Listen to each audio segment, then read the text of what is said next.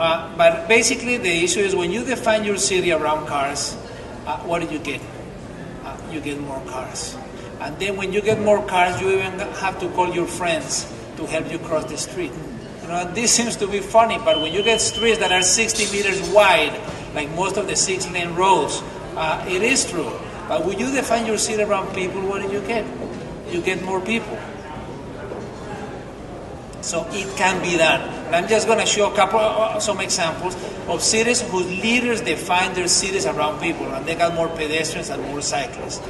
In Portland, in 1990, this is the bike commute mode split. Almost no one was commuting by bike. In 10 years later, they built a network of bike lanes, and all of a sudden the bike mode split increased substantially. 10 years. So it does make a difference who's elected. Denmark, everybody thinks that in Denmark people are different and something different runs through their blood system. When you can see the yellow one, in 93, the physical activity in Denmark was very similar to Toronto. Between 40-45% of the people were physically active. In only 10 years, almost every age is above 70%. So it can be done. And what do they do in Denmark? Number one, physical activity, walking. Number two, physical activity, cycling, active transportation. In Bogota, we built over 280 kilometers of off-road trails for pedestrians and cyclists in 3 years. And we went from 0.5% utilitarian cyclists to 5.8% in only 4 years.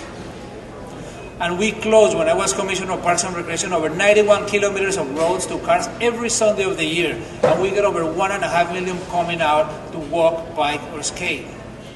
And as far as transportation, the old system, and then we built a BRT system, and the first line was built in 3 years. And the first line was carrying over 600,000 people daily. Now with other lines that have come into service, it's over 1 million daily trips. So once you elect people with the vision and the political will, and last one is Vancouver.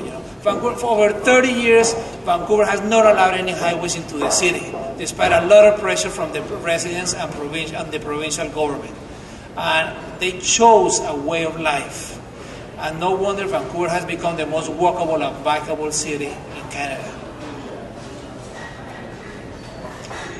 And almost every study recognizes Vancouver as one of the best quality of lives in the world. So over the last 80 years, we have been making cities much more for cars mobility than for children's happiness. And the friendlier to cars that a city is, the less humane that it becomes. And let's keep in mind that a good city is not a matter of engineering. It's more akin to art. A city that is good for children and old people by themselves, it will be good for everybody else. And it's not magic. It is about electing people with a clear vision, who have the political will and the managerial capability to get it done. The GTA population is at 5 million and will increase by 2 million over the next 25 years. What kind of city are we going to build?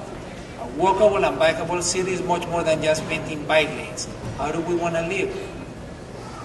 This is why the Toronto Coalition for Active Transportation is so important. We have a wonderful opportunity to do it right if we elect people with the vision, the political will, and the managerial capability to do what the majority of the residents want.